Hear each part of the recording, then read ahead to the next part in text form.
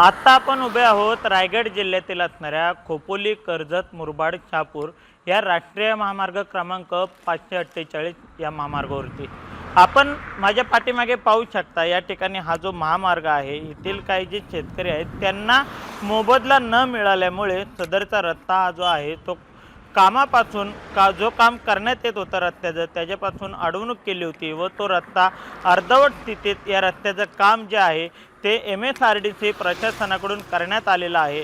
मात्र अद्यापही या शेतकऱ्यांना कोणत्याही प्रकारचा मोबदला जो आहे तो मिळालेला नाही आहे। आपण या ठिकाणी पाहू शकता, हा खोपोलीवरून कर्जत व मुरबाडला जोडणारा मुख्य महामार्ग आहे आणि या ठिकाणाहून जात असताना असे अनेक काही गावं आहेत। या ठिकाणावरती बऱ्याच ठिकाणी अर्धवट स्थितीत जे काम आहे ते रखडलेलं पाहावयास मिळत आहे।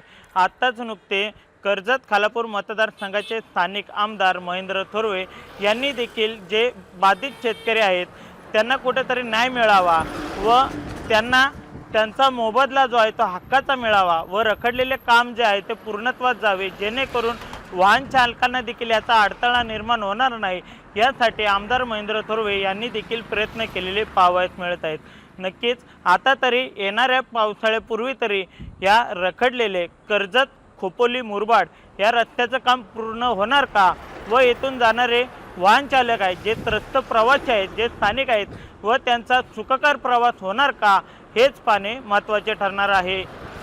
LS मराठीसाठी प्रसाद अटक, खालापूर, रायगड।